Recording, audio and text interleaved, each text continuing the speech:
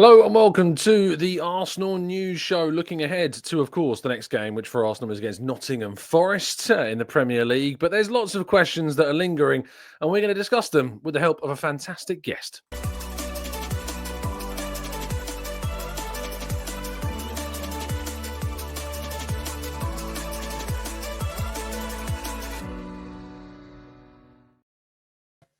Very happy this morning to be joined by Deluded Gooner. How you doing, mate? You good? You well? Appreciate you, Tom, man. I'm good, man. In light of the circumstances, I'm sure we'll speak about. How are you? Indeed, yeah, not bad, mate, not bad. You are, you're right. It's, it's not the nicest place in the world to be right now as Arsenal supporters. It's, yeah, we've had better times. It'd be fair to say. Of course, for those listening right now, this is a pre-recorded episode going out on Tuesday morning at 8 a.m. Reason being for that is, of course, Mikel Arteta's press conference is at 9:30 a.m. So usually I wouldn't be able to do a show, so I like to pre-record something for you, and I always like to bring on a brilliant piece of talent at the same time, which I've got with you today. DG, give me kind of your kind of feelings and thoughts, if you like, in the last 48 hours, because Arteta said in his post-match presser they were going to suffer. So have you suffered in these next 24 to 48 hours? And it will continue, Tom, man. It's unfortunate. As they say, it's the hope that kills. What was a massive task, we made it harder. And obviously, mathematically, it's not over, but it feels like that was the final nail in the coffin if you had any optimism at all. So I'm still down in the dumps, man, honestly. Yeah, me too. Yeah. What is it that's most upset you, I think, is probably the best place to start. What is it that's most got you so down about where we are right now? Well, if I'm honest with you, Tom, I would obviously say not looking like we're going to win the Premier League. But I would say in light of the West Ham game, I'm not accusing the players of not trying or having no heart. Anyone that's sensible enough knows they go out there to win. But within that, just kind of how we lost to West Ham and kind of what's been on brand with the defeats we've had. And on top of just what Liverpool have won and done, it was just the feeling of hopelessness, the feeling of, yes, another year without the Prem, man. I think that's it. And I think that's obviously generated a lot of frustration, and that's built up, I think, for a lot of people. And we're seeing that, with comments, and I'm sure you're seeing it in your comment section as well and on social media. 100%. It's easy to get carried away and and think that football's the be all and end all. And I always tell people on the show, if you need to take breaks from football, please do, because there's at the end of the day, we love it, but it's just a game, and there's far more important things in life than this that shouldn't be getting you to the point where some pretty terrible things are being said to one another. But I do empathize with people's anger right now, because I think that this situation, and we'll talk about kind of the mitigating circumstances of Arsenal season, but the biggest gripe that I've got, and I think the biggest gripe that everyone's got, is that it doesn't matter how many injuries necessarily you've got, you had the opportunity to act and they didn't. And I think that's why there's such a feeling of disappointment. Facts, Tom, man. And it's like, I know obviously you're a journalist. It's your job to kind of, see what the club do and say and things like that. And I'm sure on your channel, because you're a content creator, you'll be humoring fans and taking their opinions on like why we didn't sign someone. Was it this guy? Was it that guy? We didn't. But I guess, like you said, it was like that was almost like the pit stop in January to just not act, to just not do anything. You've kind of resigned to this beyond everything, if I'm honest. Yeah, it's a nice analogy, that the pit stop. It's like arriving with two tires burst and deciding not to replace them, and to send you back out to try and win the race. And you're cutting your nose to spite your face in many ways. I felt as though that, certainly despite the fact that we had to do business, I don't think there was necessarily any targets in January that I felt were going to be the difference, between Arsenal winning or not winning the title. Even a player at the level of Ollie Watkins is no guarantee that Arsenal suddenly win the league. It's just the abject failure to move for anybody that struck me as such a, I was genuine. I know some people will be like, how can you be surprised by that? This is Arsenal. We've failed in transfer windows before. We've not done enough. But I really was a bit surprised because of how vocal not just Arteta, but even some of the players had been, about the need for reinforcement. I think you're bang on the money, Tom. It's almost like we've shown in January windows before that we're not going to sign anyone, but it's like you would have thought, and again, you said we're going to get onto the circumstances, but the injuries, Bukayo Saka is one thing, Gabriel Jesus is another. And as you know yourself, Tom, the more injuries you have, the more that the existing players, you kind of have to nurse them through, and there's always that risk. And it kind of played out, and it's it's just the fact of that, what we're going for. And ultimately, we did nothing. Like, you don't really have a leg to stand on. I mean, saying we tried, and I'm sure they did, but in line with the Premier League, we tried to win the Premier League. It doesn't look like that's going to happen. It's results time, essentially, Tom, man. Yeah, it is results time, and those results aren't falling our way. The most recent one, that defeat against West Ham. If there was an archetypal performance that showcased just how the impact of not bringing in a centre forward was, it was right there. I asked Arteta after the game. I said, you played Moreno up front today, and you were very vocal about wanting a centre forward. Did this in any way vindicate why you were so vocal? And he gave a very kind of deflective answer in the sense of no, the standards aren't good enough. What we've got to solve things, internally or whatever. Do you feel sometimes that maybe you want there to be more openness, or are you kind of understanding that, well, what necessarily benefit is that going to bring from Arteta's side or the club side necessarily? I mean, he can't be out there every week telling Arsenal fans the God's honest truth. That's just not how managers work. But I would say, I feel Arsenal fans above everything, owing to where we are. I would say we're old, and I would say it'd be nice if we could see some clear communication, like specific to press conferences with Mikel Arteta. You have seen some managers, and I do feel he was a bit like that in January. He made several statements alluding to kind of wanting to act in the market. You don't want it to kind of be like Conte when he was criticizing them lot down the road, but it definitely would be nice if he kind of pushed the bagging like that, if I'm honest with you. But at the same time, Tom, for your employers, and he does say the owners are the best in the business or something, he said like that, is he necessarily going to say that? Like, what he might say in private and what he'd say to you guys, two very different things, man. Yeah, it is. I know a lot of people saying that they're expecting like Jason Ato to come out. The guy's an interim for starters, and they're not going to wheel out the interim sporting director to explain the January win. It's just not going to happen. Certainly, if Edu was still in charge and we had that window, I would expect Edu to come out and speak and to be somewhat more open about what went down. Why do you think they didn't end up signing anybody? Tom, I wish I had an answer for you, man. I mean, if I take words at face value, being devil's advocate to what we just said with Mikel Arteta, when he does come out with comments like, we'll only sign a player if they improve the squad. Now, we all know the knock-on effects of getting injuries. But, I mean, you'd think Arsenal are a smart club and he's a smart manager. Did you factor that in your decision to not sign anyone for what you can control? Now, whether Arteta said to the board, listen, help me out, I need a player, and whatever happened in that regards happens, another thing. But I'm kind of at the stage now where we just have to take collective responsibility as a club and just look at the fact that whether it's Arteta, the board, whatever, we did not do anything, and that has a direct consequence. So it's like we need to answer that question and kind of ensure that that doesn't happen again. Really, how do we do that? I wish I had answers for you, Tom. Man, how do we do that? Honestly, I don't know, man. I really don't know. I would say, I guess we could apply better foresight. I know the club, they do the best they can, but like, for example, with Mikel Arteta, I'm sure he said at least 2 occasions last year, I think at the beginning of the end, we have one of the smallest squads. And I think in the build up to the City game, he said we came into the season with a squad of 19, trying to play in 4 competitions with 3 or 4 long-term injuries. Now, you could argue the club didn't predict injuries to this scale, but at the same time, at the best of days when everyone's fit, our squad is quite light. Could we have, ultimately shouldered the burden a bit better had we have applied better foresight? I think we definitely could have done. I absolutely think that we could have done, and it's when he says things as well during the window, like we've got our plan, we've got our idea of what we want to do, exactly, and then nothing happens. That means something somewhere has gone wrong. I mean, someone has failed. It's not sustainable. It's not sustainable because if you go into the summer transfer window, for me, the most important transfer window of Arteta's entire career so far is this summer transfer window, because in the summer of 2024, they didn't sign that top striker. In the summer of 2023, they signed Kai Havertz, who was and had become Arsenal's centre forward. And I don't buy the argument of they signed him as midfielder. I think they signed him as a player that could operate in a number of positions, but he wasn't signed to be the guy, the guy that's going to take Arsenal to that next level. He was signed as a market opportunity.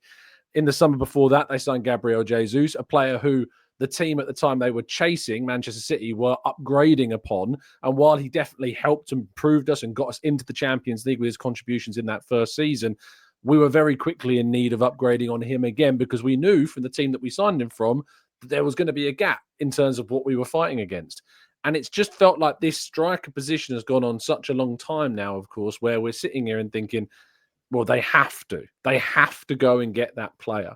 And I know that me and you have had conversations on each other's channels about who that person is.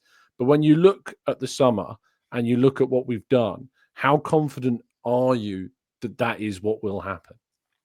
I can't lie to you, Tom. I'm at the point where it's put up or shut up, if I'm completely honest with you. It showed me. I'd like to think so, but kind of just what we were speaking about earlier. I thought surely with the injuries of what we'd face in, whether it be a player I wanted or not, in January, there'd be a body coming in, whether it was a loan player, whatever could have happened. So now I don't know. I'm at the point, Tom, where they have to actually show me. Like, it makes logical sense. I know me and you have spoken on my channel about like Zubamendi and players of that ilk, and whether we're confident or not is here nor there. But as you said there, the striker thing has gone on too long. And Mikel Arteta always makes a case of goals win games. We need to be a team that scores X, Y, Z, have different dimensions. I don't want to be devil's advocate. And this season, we don't really have a leg to stand on, because at this moment in time of recording, we're 11 points behind Liverpool, obviously. But where I look at several times last season where maybe we could have turned a defeat into a draw into victory, and where we could have potentially been. And there's obviously other factors as to why we dropped points. But if we had that extra winger who could have mixed in, if we had that forward to nick games, where would we kind of be? And I think you would have seen Isaac on numerous occasions. Like, how many times has he just provided a magical spark at Newcastle? And you just think we'd love something like that. Like, it's quite evident what we need to go to the next level. Yeah, I mean, absolutely. If they had their plans for January, in line, and because it should have been obvious before even the Jesus injury that a forward player was needed. It should have been, for me, first week of the window, go straight in. They should have identified somebody already by that point and gone in. They didn't do that because it was a wide player, I think, prior to the Jesus injury that they were hoping to look to bring. And you should already by January 1st, whether or not Edu has resigned or not, you still got more than a month to look at that window and look at who's there and put out those feelers. And that proactiveness was never evident at any point. I think that they hoped that they might be able to bring the Sesko stuff forward to January, but RB Leipzig just were not playing ball, and they don't have to, because they need Sesko to qualify for the Champions League and the Bundesliga next season. And he is their ticket to that. He will leave in the summer, almost certain of that. But they were only going to let him go for a big fee that Arsenal could not afford to pay. And then, of course, Arsenal then moved on to looking elsewhere, and eventually they're offered Ollie Watkins from Aston Villa. They've got a team that have got a player in John Duran who they're happy to keep, that know that he's got a big future there if indeed he stays. And so they've got a great opportunity to offload a player who's 29 years of age for a good fee. And they know that there is a team out there that could be willing to pay that amount of money. And then it turned out Arsenal were willing to pay an amount that was obviously well below what Villa wanted. And I don't necessarily blame Arsenal for not going as high as 60 million, because a 29-year-old player is, once you commit 60 million plus to that, that's the guy you've committed to. That's the guy that you're saying is the striker that you want. Because as we just talked about, the players that we've looked at, Jesus signed, we need to upgrade on him. Havertz signed, again, need to upgrade on him. Ollie Watkins at 29, you're going to be looking again in the near future to find that next level striker. And I just feel as though that Arsenal were better placed to put a significant investment in either a younger player. That didn't have to be like a 21-year-old Sesko, but like you look at someone more in their mid-20s that can give you a greater return on that investment over a longer period of time. But if you weren't going to do that, DG, it's the loans, isn't it? It's that loan cover option to the summer that they absolutely had to do. Exactly like you said, Tom. It's that tie over. It's have a body, and I know you can do it because it's completely different. But you got Ceballos initially on loan to kind of bridge a gap. You initially got Martin Odegaard, and again, it takes me back to, like you said, whether the sporting director has departed, whether a new one's come in, whether there's been spanners in the works. Surely you could see after the summer market, like, we might have to keep our eyes and ears open to what we're going to do in January. Now, obviously, again, with the injuries, that's accelerated the need to even move. But that's the thing that kind of jars me, if I'm honest, Thomas. Like, whether, we overspent and accelerated this summer's plans in January, whether we tried to go for like a tell that went to them lot, whether he's the answer or not's another thing, but just a body. I think you're bang on the money, man. And you could see how it sets up, sure. And it makes me think like, and I guess it's a question for you, really. Like, do you really think we've got that proactiveness, kind of like what you said with Gabriel Jesus? Is because whether he got injured or not, it became clear fairly quickly that we might have to demolish his squad role and get another sort of guy. And as you kind of alluded to, when you're selling players and you're buying players and you have to talk about market value, it kind of demonetizes our market. So it's almost a case of like, do you think we're that proactive as a club to seize opportunities when they present themselves? Not enough is probably the answer. I think it'd be unfair to say that we're categorically 0% no, we don't do it. Because I think if you look at the Martin Zubimendi stuff for the summer, there's clearly evidence there that Arsenal do their due diligence. You know, the Declan Rice deal, that was in the works way ahead of the summer. Even the Jesus deal, you know, that was in the works way before the summer window. And Arsenal's proactiveness in those deals meant that they got in a really good place on the player side, which helped them in negotiations. And then it was about, you know, coming to that agreement with their respective clubs. But there's been so many situations where they haven't been proactive enough, this January window being very key. Like you said there, where Ollie Watkins was offered to us rather than us going over there. So it's like, did we really? I don't know. Maybe we thought some players that were injured were going to return sooner rather than later. Maybe there was a deal in the works that didn't happen. As you know, things can collapse at the 11th hour. But it takes me back to that point, Tom, of I think every sane Arsenal fan or balanced Arsenal fan could see these variables, has dealt with these variables, but still asks the question, how have you still not got someone to tie us over? Whoever that is, if they're good enough, that's either here or there, but there was no one.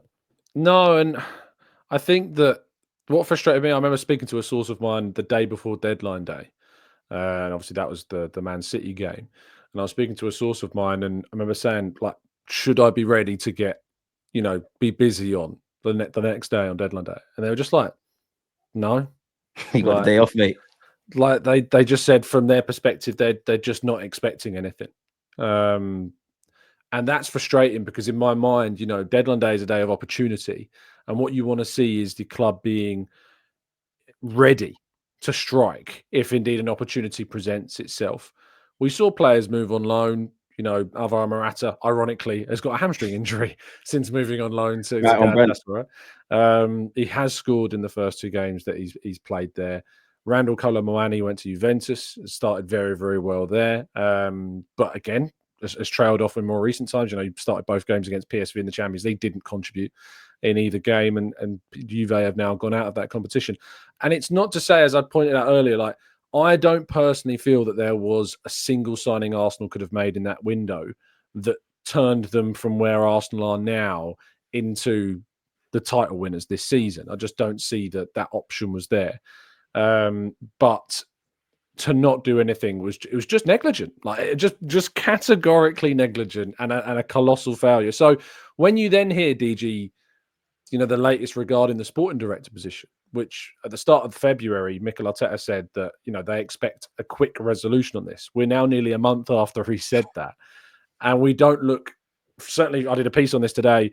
There is no indication that that process is, you know, being close to being completed. That there's no standout candidate. There was reports previously that Thomas Rosicky was considered at the front of the queue. As I've reported today, it's my understanding that is wide of the mark, that he's not a leading candidate. He's someone that's been considered and looked at, and is certainly on our list as among other candidates, but to my knowledge is not a front runner. We know Roberto Alabe has been talked about a lot, but that's quite quiet. There's not been any update there. Luis Campos has been mentioned as somebody I know that Chelsea are, you know, also looking at potentially in the summer as somebody maybe to help their recruitment issues after spending $1 billion and sitting 7th in the Premier League. And of course, I think there is, I might be forgetting one other actually. Of course, Jason Nato himself, who is already at Arsenal and oversaw the recruitment, in inverted quotation marks, in the January transfer window. So based upon what we didn't do, and then reports, Sami Mokbel, the Mail reporting that Jason Nato's considered approach to that January window has supposedly impressed those above him. How does that make you feel? makes me question a lot at the club. It almost feels like a soap opera where you Mm. don't get to see how it plays out. The first thing when you was like speaking about that made me think, why did Edu leave? For one, why Yeah, did he really leave? Because there's a universe where Edu stays, and we have that same transfer window, and we all know, we see it on social media. Edu can yeah, quickly be a fall guy for things that people deem not good enough for Arsenal. So I wonder, like, nothing's changed. Like, essentially nothing's changed. You mentioned Jason Ito. You know, I'll always give everybody a chance, but to me, as a humble fan, I can't see how you've impressed in the January market. Maybe there's some inner workings and some sort of internal processes that you've shown you can pull your weight. But as for what I'd expect of a sporting director, e.g., act to the transfer market, it's a bit bewildering to hear. It makes you question the long-term vision of the football club, because I am happy with the signing of Calafiori in particular. mm. Mikel Merino's a very interesting player to speak about, depending on what Arsenal fan you speak to. I look at the summer market off the back of last season, and that was a missed boat for personnel-wise, and also deadline day, where we got Neto and Raheem Sterling. I'm Mm. sure on one hand, everybody wants to be kind of open to doing business on deadline day, but Arsenal appear to be very methodical, have a plan, identify their targets, and move in that regards, right? So to see how it played out on deadline day and then coming into this window, it makes me feel essentially what we've been doing in the last few months. Yeah, it does, and it doesn't give fans any kind of assurance or any kind of no, assurance is the word. It doesn't give you any kind of sense that things are going to improve or get better, or that suddenly we're going to go into 2025 and have a storming window. I'm told that Arsenal are very confident that their squad will be very much improved come the end of that window, but I got similar messaging last year, and I think the squad was improved. Calafiori and Marino, on the basis, did improve us, but we didn't improve enough in the areas that were really kind of letting us slip. We needed to improve that left-hand side, because that was an area of the field that, the right-hand side was very much skewed in terms of what we were doing. Saka, Facts. Odegaard, White were big parts of that. And the left-hand side, Martinelli, Rice to an extent in the left eight, and then any left back, because it wasn't a consistent performer. We had Zinchenko, we had Tomiyasu, we had We love it. somebody else, Kivior, playing there. Tomiyasu, I think, played a little bit at left back last season, and that needed to be addressed. And so they did address left back with Calafiori, who was meant to be kind of that figurehead. And we've had Lewis Skelly come through now to add another profile to that fold, but they didn't add the thing that we all know needed to be added, which was that centre forward. Now, the messaging was not even the messaging. The reality was as well that window was not exactly forthcoming with those elite options. That's why Man City didn't do any business. That's why Liverpool didn't do any business. And Arsenal ended up spending more than double both of those clubs combined. Man City, of course, did do business this January, bringing in Omar Marmoush, who at the time in the summer wasn't, considered to be, was even talked about in that summer transfer window as an option for anybody, and obviously has a really good start to this season, building on a decent end to the last season, and then brought in two young players, of course, to help with the turnover of the older figureheads in that defense, like Akanji and Diaz and Ake in the future, but there wasn't really a lot of movement in that big centre forward area in that window. And it feels as though now that regardless of how much in terms of options there are in 2025, Arsenal haven't got a choice. They absolutely have to land that unicorn figure. So my magic question is, for you, who is that player? You're asking some difficult questions today, Tom, man. I try Oh, my man. best. I mean, whether Newcastle would sell, and obviously, I don't really Yeah. think we'd get him. But Isaac, man, you see what he's doing week in, week out. Where Nico Williams concerned, it's an interesting one, because on one hand, Arsenal fans are crying out for output. On the other hand, his GA, and not to be one of them people, isn't screaming anything, even though he scored a wonderful goal. But off the basis of, I mean, when you read in like the more credible journalists like yourself, you lot always mention there's some level of interest in Nico Williams and Yes. how big of a fan Arteta is on that player in particular. Yeah. There is a debate where people say get the players Arteta wants, etc., etc. If he's attainable and that's someone he can improve our side, and on top of that, the manager actually believes in him, can we go and do that then? Because I've seen their names linked far too much, man. I think the summer has to be in a twofold, man. If I'm honest, I think we need that inside forward on the left hand side. If we can do that, striker, there's no ifs or buts. I mentioned Zubamendi, so I'd say central midfield. So that's for me what would be the starting 11 level raises. And I don't know how you approach it, but I think it's also clear that we need bodies. Arteta keeps speaking about that. We have to thank our lucky stars for Lewis Skelly and Ethan's come up into the first team. Of course, they were on the peripherals, but they really nailed down spots in these circumstances. So, yeah, man, we have to do a lot. But if I'm honest, like you made a good point in relation to the sporting directors. Could I be devil's advocate and say, how much business are we going to do if we don't have that person in? I think it's scandalous if they haven't got that sorted by end of next month.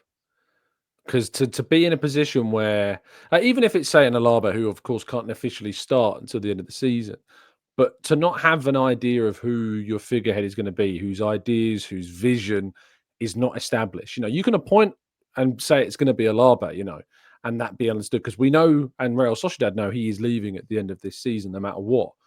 If he's coming into Arsenal, at least we've got an idea through that interview process, through those discussions, what the vision is going to be, so that people that are going to be at the club, like Jason Ato and the recruitment team, can start getting to work and put out those inquiries, can start having those unofficial conversations, So to not, I feel, have that sorted by the end of March, after Mikel Arteta himself said it would be sorted quite quickly at the start of February, I think would look really bad.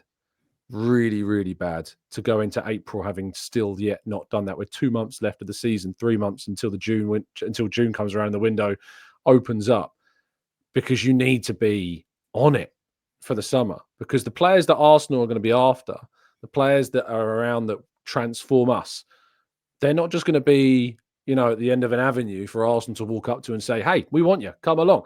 It's going to be multiple pathways that clubs are going to be running along to try and convince that player to join them. Because when you reach a certain level, it's not like when we were scrapping around to get back into the Europa League, where you could, offer players a opportunity, and on Arsenal a bit of a sleeping giant at the time, and it was quite simple in some ways to land some of the players. Now you're looking at players that every big club is after, as what is only accessible to improve you.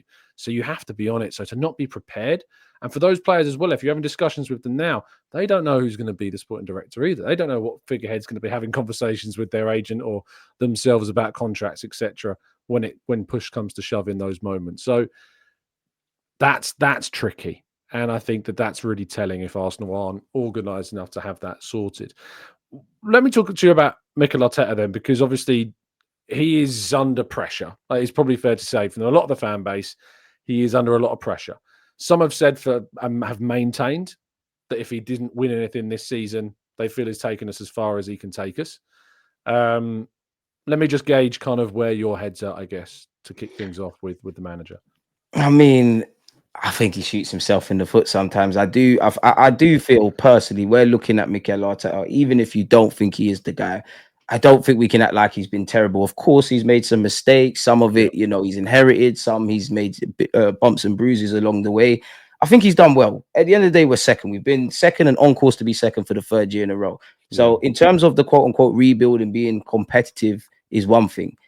But he says it himself, man. It is about getting over the line. And until you get over the line, that question for me is going to get bigger and bigger. I'm not saying I'm necessarily, pitchforks get rid of you, but I'm always going to indirectly be open to that, depending on if our club was that club that, I don't want to say, let me just say it, Chelsea, where you don't really have a long shelf life date, because I do like certain moments, but we're flirting with winning stuff.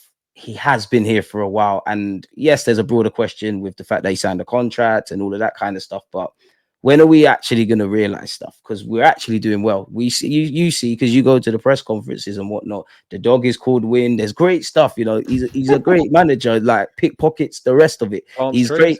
Yeah, exactly. Like he's crazy in that. So you've given me belief. Can you just get over the line? And until you can do that, I'd always be open to upgrading. Yeah, I empathise with that. I do, and that the fact that he's not got us over the line, the fact he's not won a trophy since 2020, is always something that, no matter how big of a defence you've got for him, that's always going to stand as a legitimate point to go to. From a personal perspective, I don't see realistically, moving on from Arteta, let's hypothetically say at the end of the season he's gone for whatever reason he goes. I don't see this ownership, first of all, getting the right guy in. Those that are clamoring for, Ancelotti, who is, I think, expected to leave Real Madrid at the end of the season. It's the hope that kills. I don't see That's not I happening. don't see a universe where Ancelotti comes to Arsenal or the club moving for an Ancelotti. I think they'd look for another I project agree. type manager. And I just feel as though that Arteta is among, right now, the top 10 coaches in the world. And are Arsenal going to get another top 10 coach in the world if he moves on? And for my money, I don't think he is the issue. Like, yes, I think you're right that he makes mistakes, as any manager does at times. Slot made a mistake by what he did against Plymouth Argyle and got them eliminated against, a lower league opposition. Managers make mistakes and they get punished for it. But I think of all the seasons to really point the finger at the manager, this is the worst one for anyone wanting to do that. Because the reality of the situation is, if I'd have said to you at the start of the season that you're going to lose Saka for 5 months, you're going to lose White for 4 months, you're going to lose Erdegaard for 2 months, you're going to lose Martinelli for 2 months, when Aries going to break into the side and then get injured for a month, you're going to lose, who else have we lost? Tomiyasu for all of the season bar 9 minutes against Even lost Southampton. Lewis Skelly at points as well. You're going to get some crazy red card decisions away at Manchester City, at home to Brighton. You're going to get some madness this campaign on top of all of that. You're going to lose Gabriel Jesus for half a season. You're going to lose Kai Havertz for half a season. If I'd have said to you after that, you're still going to be 9 points above Man City in February and you're going to be second in the table, you would have thought, well, who the F is top for starters? That's the first thing you probably would have said. And you probably would have come to the summation that it would be Liverpool. Maybe some people would have guessed Chelsea based upon what they'd spent. And that's a completely different story. And actually a bit of a humbling example in itself is Chelsea. But I look at those scenarios and people say, oh, that's excuses FC. And if you want to run that role, feel free. I don't look at it that way at all. I look at that. These are genuine reasons that have hamstrung Arsenal this season. Because if Liverpool had anywhere close to the injuries we've had, if they lost Salah for the amount of months that we've lost Saka for, they're nowhere near as far away as what they are. He's carried them. I think he's got 25 goals this season. It might be in the league. Their next highest Premier League goal scorer is in single digits after Salah. That's the gap. That's the importance of that player. And they've had him all season and he's been firing probably better than he ever has before. So when I give you kind of that perspective around Arteta, does it resonate in any way? Of course, and that's why I said double-edged sword. That's why I said I like him and I like his coaching, because I can't take that from you. My question with Mikel Arteta is, can you get over the line? Now, if you can get over the line, I'm happy as Larry. If you can't, and every year that evidently you're going to stay here and that's not going to happen, at some point, it's not that it doesn't mean anything, but at some point, I want this set in history. I want this set in stone. I want our first Premier League trophy. I do think this year, as a manager, and he fronts up to the music, to be fair, he takes responsibility. And regardless of the legitimate points you made there, at the end of the day, he's the manager. You've got to find some solutions. And I think everyone's got to take responsibility with the greatest of respect to Mikel Merino. At the end of the day, he wasn't brought in to be a striker in any regards, and he's playing there. While simultaneously, as you said, Salah's been a great player for Liverpool. Yeah. It sounds poetic with the injuries and all of those things as a club. It sounds poetic that we've still been there. But then I flip the script and is it poetic? Or is it just naivety? Is it naivety or is it negligence, as you said earlier? Like, it is built on a bit of a fallacy. I do agree with kind of the point you said there and kind of alluding to in that questioning the manager is one thing. But based on the lack of acting and kind of the theme of this video so far, we've been questioning, the injuries and things like that. Whatever you say about Mikel Arteta, it comes from a top above. Like you mentioned Marmoush, and I can't remember word for word what Pep Guardiola said, but he said something along the lines of, and whether he's telling the truth or not's another thing, but he said something along the lines of, the sporting director or the chief executive messaged me about Omar Marmoush and said we're going to go and sign him. Normally, when I look at the transfer rhetoric around Arsenal, it's not that a manager shouldn't be. It's like Arteta is suggesting these targets. Now, if we think about it in real terms, the manager's first priority is getting 3 points. How much days, weeks, and time can we spend being in the Prem, being in the Champs, indirectly being told about transfers, being told about Jason Aito, having, conversations with KSE? How much time does he have and his team have to specific recruitment? So it's almost like you look at Mikel Arteta, but it's not the single variable. It's clearly from above. We have, as we've been speaking about, there is no sporting director. We've missed the last 2 summer transfer windows. As much as, you know, the red cards and the dodgy refereeing decisions and those fine margins, a lot of it has been out of our control. A lot of a consequence of what we're talking about has been in our control. So the things that can be in our control, can we maximize that? Can we fully exert every bit of energy we have? So at least they're not talking points. Then we can have conversations about how unlucky it is. But that's where I can tend to gravitate towards. People can see Arteta makes, arguably in fans' opinions, a lot of mistakes. He also does a lot well. But are we as a club setting up a new manager in the best possible way? He's been managing for like 5-6 years. This club it's almost like we're setting up for him to almost gear up to be an Arsene Wenger kind of figure for our club, or a long-term kind of thing. If he's good enough to do that, we'll have to see. You're not setting him up in the best way, because one thing about Wenger, he was experienced in that regards on things just beyond being a manager. Is it too big of a job for Arteta? Have they buried all their eggs, rightly or wrongly, in Arteta? Because we're back in the Champions League, we're quote unquote competitive. It does make you question, like, do we truly, in all facets as a club, want to win trophies of that regards? I'm sure we want to, but are we actively going about it in the right way? Are they implementing the processes to the maximum, to in any way they want? Like, I've got no the self-sustaining side of things. Like, I've not got too much of an issue with it, because I'm looking at the team top of the table. They employ a self-sustaining model. Liverpool do, and they've been very successful. The only reason they haven't won more trophies because of the juggernaut that is Manchester City. Unfortunately, currently, you know, as we know, we're awaiting the outcome of this 115. So that's the only reason that Liverpool haven't won more in the last 6 years. And also Arsenal's resurgence in the last couple of years as well has obviously had an impact on that too. But I think you hit the nail on the head when you talked about, you know, are we setting this manager up in some ways to fail? Because in my view, my fear isn't that he isn't going to take us far enough. My fear is that we're not going to give him enough of the tools, and as a result, he's going to decide to walk away. And I think we'll be worse off for it. That's why I have the position I have on Arteta, is because I think he is 50% of what gets Arsenal to a title, and the other 50% is what he's given, the tools that he has. And I think he's been given about 35 to 40% of what he needs and what he's been delivered. And we're short of that 15%. And that 15% is enough to be the difference between, in any league, probably first and second, is that 15%. If you haven't got that 15% that your rival does have, and that might be quality, it might be players, it might be luck. Because I think in part, you know, Liverpool's luck this season has been really in. They haven't lost. Make your own luck. They deserve it in that regard. You're right, man. They do deserve it based on the way they've played and who they've beaten, etc. Ridiculous. But it's a shame. That is the big thing, is that I think it's such a shame that the work that's happened over these last 5 years has not brought about the success in terms of that silverware. Because I absolutely think it's worthy of it. I think it's worthy of winning a league title, to score the goals that we've scored, to win the games that we've won. You know, when we lost to City last season, we'd beaten them at our place and we drew at their place. You know, it's the 2 points that cost us. And this season, I think there's a lot of things obviously out of our control that have really sucked for us.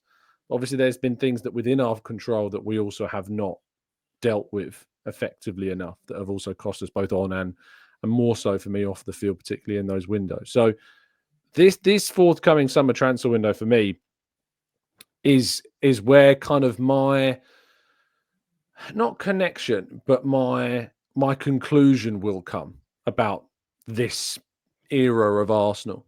Is this summer will confirm to me whether or not the words mean anything that we hear from the top. Because if Arteta is finally delivered in this window where there is freedom to spend, not like there's not a blank check, but there's certainly a lot of freedom to invest. There is certainly need to invest. And there's certainly an opportunity with Liverpool, yes, potentially win the league, but there's going to be some players leaving that club in the summer that are quite big for them. Man City are going to be transitioning. We've already seen, obviously, them bring a lot of young players. We know that De Bruyne, Kovacic, Gundogan, you know, these players are also going to be moving on. There's going to be transition. Chelsea, we don't know what on earth is going on there. Man United are a mess. Spurs are still a mess. and will always be a mess. But Amen. there is still an opportunity there that remains for Arsenal to take advantage of. And this summer, I think, for me, will be the biggest tell. I know some people say, well, Tom, you're naive. You should already know that that's not the case. But I have seen plenty in these last 5 years that have showed me that there is a real desire to win, to compete, to be at the top again, especially from the manager. I just want to know if we're going to be able to do it. That's where And I'm that's and that's it, Tom, man. That's where when you kind of asked me a similar question earlier, I said, you know what, seeing's believing. Because if I'm completely honest, as a fan in the early days, even when Wenger was here to Emre to Arteta, I think my club did do a lot of speaking, and it didn't necessarily correlate on the pitch. But with Mikel Arteta, and to be fair, other sources that were speaking, it was talking and it was correlating on the pitch. So naturally, there's something to believe in. It's one thing talking about you want to improve and do X, Y, Z. It's another thing doing it. So when you're actually doing it, it gives me something to believe in. And then I find myself as a fan, bro, sitting there a lot of the time and thinking in hindsight, you said it there where we finished as 2 points off City last year. Whatever we say about the summer, it weren't the one we shouldn't be inspired by. So it's almost, I don't want to say last chance saloon, because a lot of what I'm saying, I was saying last summer, but it does feel that. And I would say with Mikel Arteta, there is a lot of speech about like the players he wants, and he's very niche and things. You could argue up front, that's been the case for a while now. You should know who you want. If you can't get your main target, as a club as well, for matter of fact, whoever is going to be in charge, please make sure we pivot, because market opportunity and things of that ilk cannot come off the bench if we need it, as shown against potentially West Ham. And as much as I'm sympathetic to Mikel Arteta and, how we're being run above him, at the end of the day, if I take your words for gospel, you do say you like the owners. I could be devil's advocate and say you like the job enough. You've signed a new contract, so you're cool to work in these conditions. And admittedly, even with that, Tom, I now, rightly or wrongly, whatever people feel about the ownership, I am now starting to believe, do we just need a manager who can thrive within the context of, as you said, self-sustaining, of not potentially doing what you see other clubs do in another ilk. So yeah, man, the gloves are off. Seeing's believing. As you said, like first week of the window, something needs to happen. And it's a World Cup year as well. Obviously, you'd know better than me, but the fans are starting to get goosebumps about the Salibas and Sakas. Will they sign new deals? And if they don't see certain things in the market, I mean, I'll always remember Declan Rice's comments in the January window where he said, I think he just made a joke in jest, but you know what they say, there's always truth in a joke. He was like, the gaffer had to bring on Kieran Tierney, a left winger. So if they're saying that, if we're saying this, what are they saying in there? And it's one thing me and you going into games and saying this one up front or these injuries, we're optimistic or pessimistic. I know the players have to do a job regardless, but they're not idiots. They're looking at their, competitors. They're looking at what they got in their squad. They're feeling the impact a lot more of Bukayo Saka not being there than us. They train with the guy. Just lonely on the right hand side. So we need to do a lot. We need to do a lot because, like you said, there's something here. I don't like statistics out of context, but the fact that, what is it, 15, 16 games without losing prior to the West Ham game, there's something here. If we just improve, possibilities endless, man. This is where I'm at with kind of Arteta this season, is that while everyone's using where we are and the falling away in the title race to kind of bash him, I'm looking at the season with the coin flipped the complete other way around, because I'm shocked that we're second. To be in this frank, manner as well. I'm shocked that Arsenal have maintained. I think since the point that Saka got injured, the gap to Liverpool was they were 6 points ahead with the game in hand, which they drew. So obviously against Everton, that was 7. They're currently 11 points clear, but obviously Arsenal have that game in hand. So hypothetically, let's say Arsenal won that, which is no guarantee. That's 8. So with the same amount of games played, let's hypothetically say 1 point. Since Saka got injured, and then Jesus, and then Havertz and Martinelli, we've maintained that gap. I'd like to have seen it closed. And if we'd have beaten West Ham, it would have been closed, obviously. But that was the first game we lost since the start of November. Since Saka's injury, we dropped points in 3 league games. That was Villa, that was obviously the West Ham game, and it was, what was the draw? Brighton, away from home, since Saka's injury in December. Oh, another one. So, yeah, and that game, obviously, incredibly frustrated with that Saliba penalty situation. So, yeah, I'm still can't believe that even the title race was being talked about ahead of that West Ham game. If Arsenal had beaten West Ham and Liverpool had lost to to Man City, which is always a big hypothetical. Ironically, the title was back in Arsenal's hands. It was within their control. If they won the rest of their games, they win the league. So that's how quickly it spun. It spun from one day, one set of results for each team. Arsenal are in control of the league again. To the other way, title's done. It's over. That's the margin, and that's how mad it's been. But Arsenal now going to Nottingham Forest, DG, and if there's one game, that you could avoid, it would be a ground where you've struggled a hell of a lot. I know we won there last season, but it was, nervy. And then I remember at the end of that game, I think it was Taiwo Awoniyi scored quite late to put kind of Forest back into things. They have been very good this season. I know they lost 4-3 to Newcastle, but that's ironically, that's still one more goal than Arsenal have managed to score in the last 5 times they've played at St James's Park, believe it or not. So how are you feeling about this one? And what is it you think? Because Arteta has to find something different. So where does that something different come from? In terms of something different, I don't see him in theory changing formation. I could be wrong. I don't see him changing formation. I don't see us necessarily changing how we kind of build up and all the connotations we've seen us this season. I don't think he's going to do something different. I think if there's going to be anything different, it might be Sterling in for Mikel Moreno. I don't imagine he's going to bet on one of the Haaland youngsters. Although I hope so. Naturally, you never know. It could be some sort of fairy tale and it'd be good for the young man. And I do believe we've had to play every game and still have to play every game in an attacking sense, kind of by ear, sorry, if I'm honest with you, because clearly not one thing is the formula. Moreno, thank you for Leicester. Unfortunately, it didn't work for us against West Ham. So he does have to find something different. What that is, I honestly don't know. I'm a bit nervous about Ethan, if I'm completely honest with you, just because he's played a lot of minutes. And if we haven't got him, it's already an impossible task in a sense for some fans. I don't know what he changes, man. I just think it's Moreno or Sterling, if I'm honest with you, genuinely. Yeah, I have written a piece that would have gone out by this time. I'd suggested a back 5 for this game. I'm not against that. Of White and Tierney in those wide positions, and then Timber, Saliba, Gabriel as the 3, and then playing Rice and Partey, Odegaard, and then Trossard and Waneri as kind of dovetailing for players that would drift. I like you struggle to see Arteta doing something radically different with the system.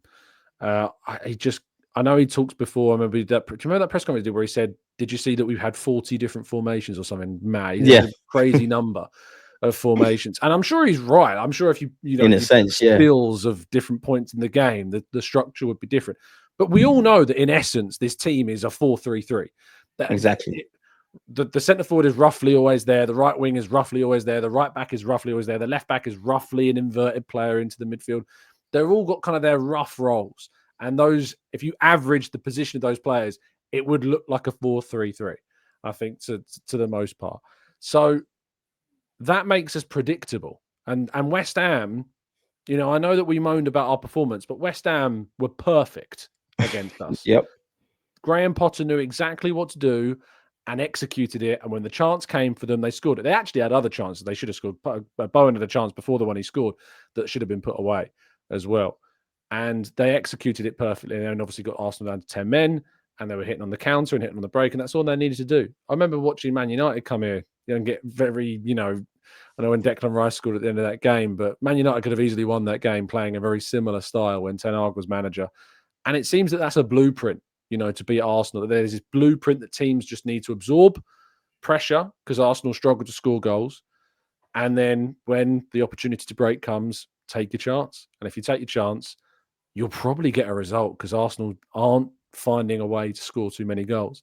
So what is it you think that Arsenal can do to start scoring more goals without having a natural centre forward available? One, it's going to sound crazy, but I don't know where they're at. But I'm up for crazy right now. I think they've got to believe in themselves. Yes, there's limitations with the ability and all of that kind of stuff, and it's not our first choice front three and whatnot. But I think they've got to believe in themselves. Now we know the league is probably gone, but remember why he started to be footballers. Maybe I'm too much of a Wenger baby, but I just think a lot of football is about psychological stuff. You lot are old enough, more experienced enough.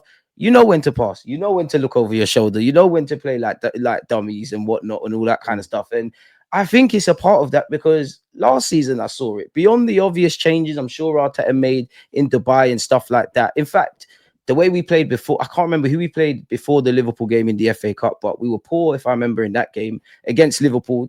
Psychologically, we was creating chances. Obviously, like this season, we struggled to put the ball in the back of the net. And then these same players that looked down on their luck and their hands are in their head and all that after one chance or two chance miss, came back from Dubai. You same players, whether I think or you think we need a striker or not, which we do is another thing, but you same players putting the ball in the back of the net. So I'd say that from a tactical sense, it's well known. Mikel Arteta, we've got to learn to move the ball faster. We've got to get Odegaard playing. We've got to collectively move the ball faster.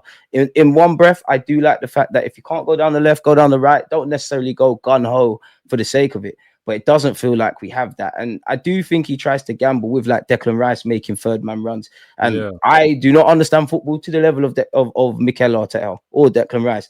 But can we get alternative runners? Can we try different things? Because I did feel against West Ham, it's cash money, really. Back five, as you said, absorb the pressure, hit us on the break. You're going home with 3 points.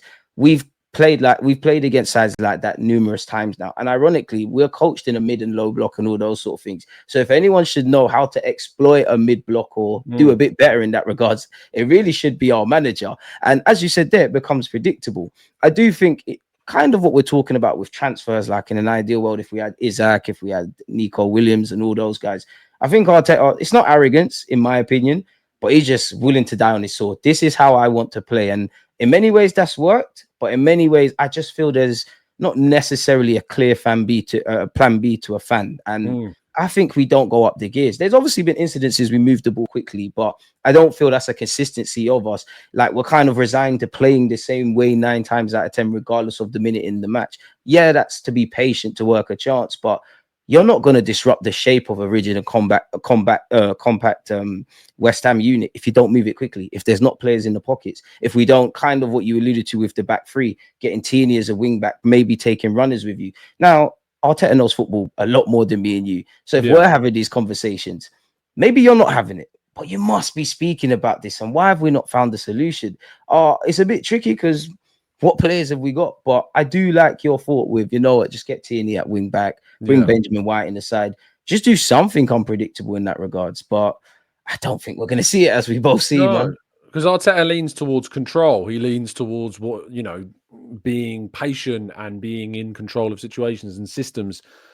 2 things I want to see from Arsenal. I want to see more chaos. I want to see people taking shots. I want to see deflections. I want to see rebounds. I want to see us latching onto these opportunities. And I feel there's moments in games where they get the ball on the edge of the box.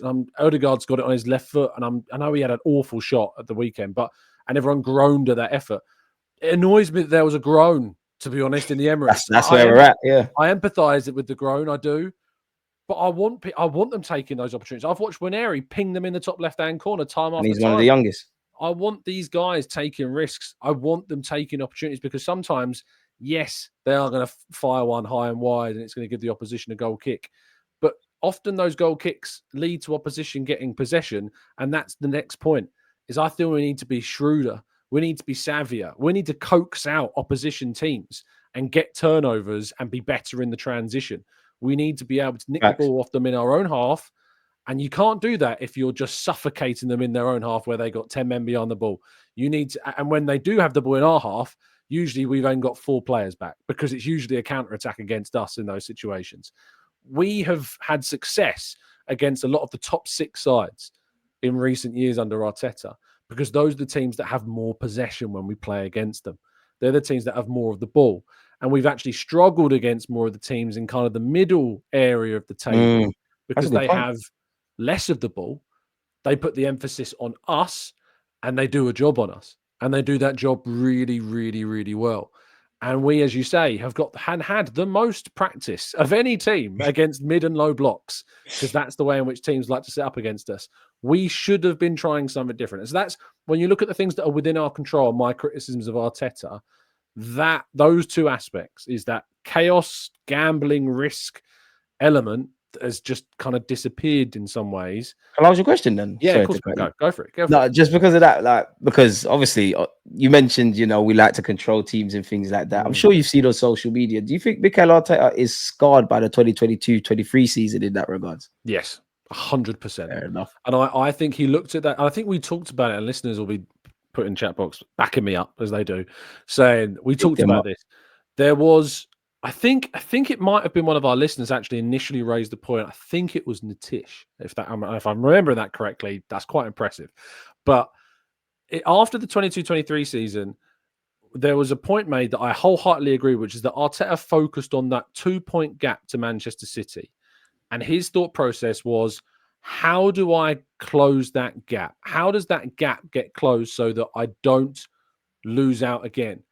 And I think that he incorrectly went down the path of, I need to control the controllables.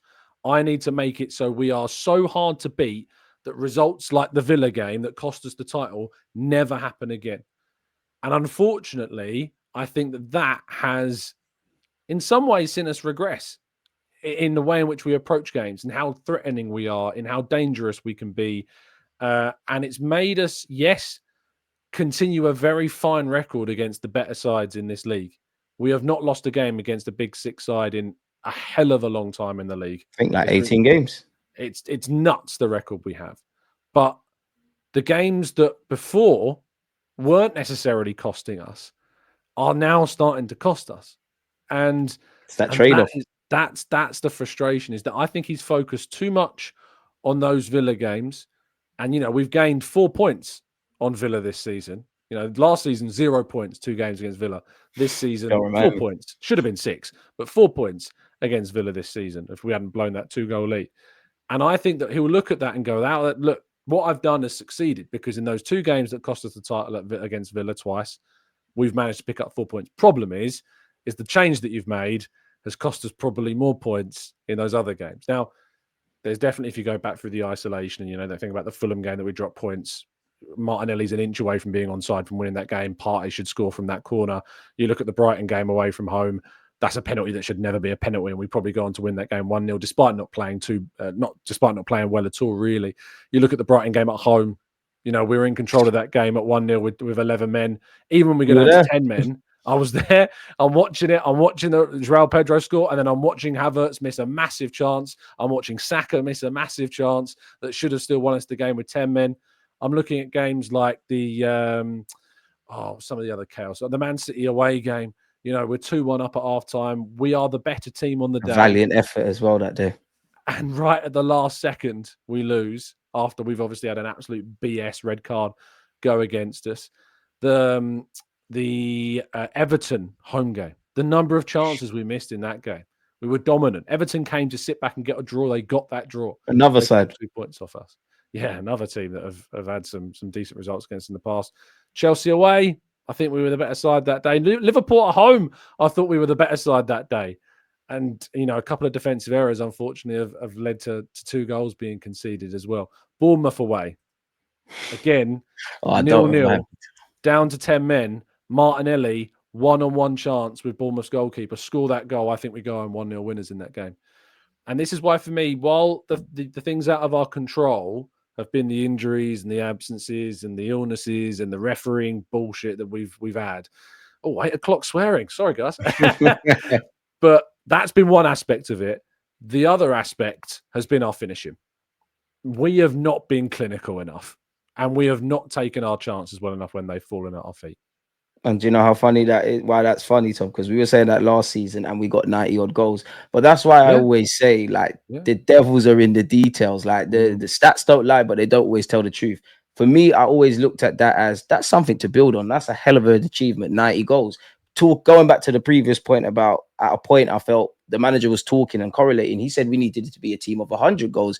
We got 91. Now, last season, you mentioned it. There's so many fine margins on the goal scoring front that we could have bagged from. So it's like, at what point are we going to learn from our mistakes, quite frankly? Because you've made a lot of great points and triggered a lot of PTSD with me, if I'm honest with you, of the last 2 years. Of the last 2 years, it kind of feels like that no 2 seasons are alike, bro. But it's almost like some of the same things keep happening. And if we don't change certain things in that regards, it's going to keep happening. And we're going to keep having these conversations. And you just have that oversensing feeling this season of what if. And that felt that way last year. And I guess that's what hurts the most, Tom, man.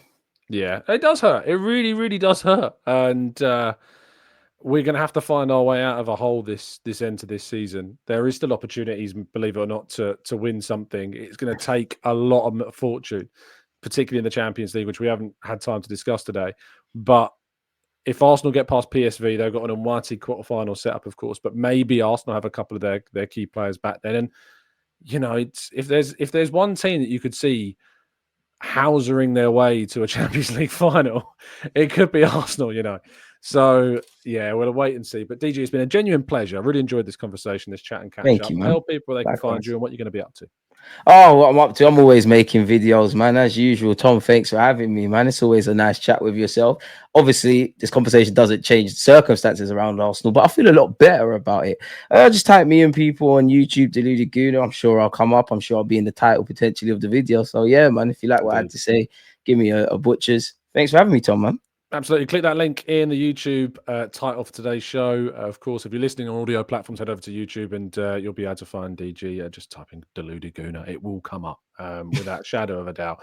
The hardest working man on YouTube. I say this all the time. Tom, you're too kind, man. Spoiling People me. say about me. And whenever I say it about it, because I do the show every morning at 8 a.m., I'm like, no. You need to go and see this guy. He is producing content at a ridiculous rate. Mohamed Salah goal scoring levels of consistency we're seeing here. So too kind, man. Make sure, listeners, you go and check DJ out because he's fantastic. I'm sure you're getting plenty of love from the live chat that's going on right now. And thank you, by the way, those that are tuning in live for this premiere going out on Tuesday morning. I am, as I speak, at the Shelby Royalty Training Centre, about to hear from Mikel Arteta. So if you want to hear what he's about to say, go over to the Football.London website. You'll be getting a live blog with the updates from that press conference. And then, of course, the every word, and I do mean every single word, of those press conferences and the questions that go out in those on the FL website too. I'll be back with you tomorrow morning for an actual live show before I head off to Nottingham on the train. We'll have a proper show breaking down that press conference and looking ahead with a small preview. A massive thank you once again to my brilliant guest, DG. And of course, we will see you again on the next one. Stay safe, stay well, stay happy and respectful. And as always, up the Arsenal.